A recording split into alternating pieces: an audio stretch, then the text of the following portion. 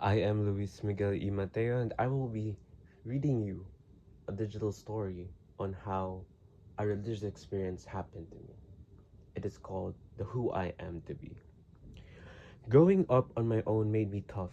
It forced me to grow up fast, to build walls, and to rely strictly on myself.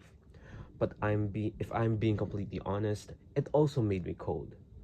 Because I had worked so hard to survive and take care of myself, I developed this rigid mindset.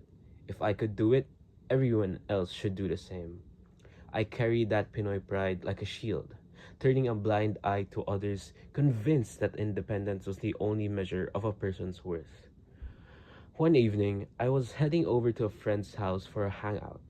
I stopped by a local 7-Eleven to grab some snacks. My mind was completely occupied, just thinking about what chips or drinks to buy as I walked along the cemented sidewalk. Then I stumbled. I almost tripped right over an old man sitting on the hard concrete. He was wearing ragged clothes, holding a small faded cup for coins, and at that exact moment, my old judgmental attitude kicked in.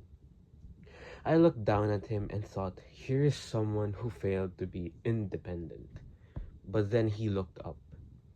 Our eyes met, and in that exact second, something happened.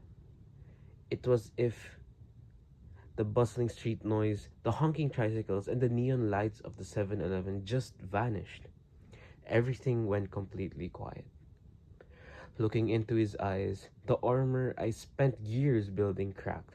I didn't see a stranger. I didn't see a social problem to be ignored, but instead, I saw a human being, a person with the exact worth, the same exact dignity as me. A sudden wave of humility hit me, completely shattering my judgmental attitude.